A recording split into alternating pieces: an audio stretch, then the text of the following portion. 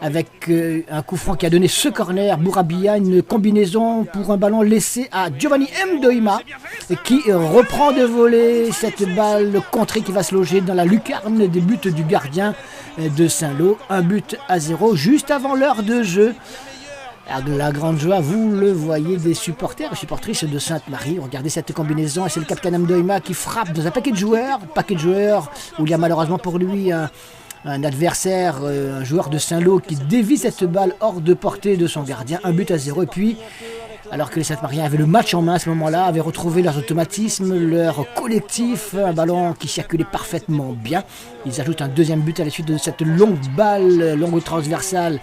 Et très actif également Gladisson qui garde ce ballon pour Bourabia qui joue côté droit pour Baniaya qui passe son défenseur et finalement se fait faucher à l'entrée de la surface de réparation.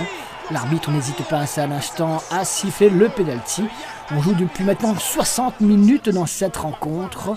60 minutes et la possibilité pour Gladisson de marquer le deuxième but et mettre son équipe définitivement à l'abri.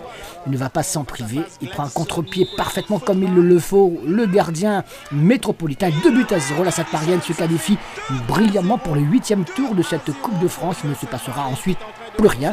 En tout cas, plus rien d'important dans cette rencontre. Les Sainte-Mariens qui ont maîtrisé l'ensemble du match, mais surtout la dernière demi-heure pour conserver ce résultat et donc revenir à la Réunion avec beaucoup de bonheur. Il y a des bonheurs, heureusement aussi, de temps en temps, et seront le 5 ou le 6 décembre à la Réunion, au stade de l'Est probablement, pour jouer le prochain tour contre une autre équipe métropolitaine qui sera désignée au cours d'un tirage au sort qui aura lieu la semaine prochaine.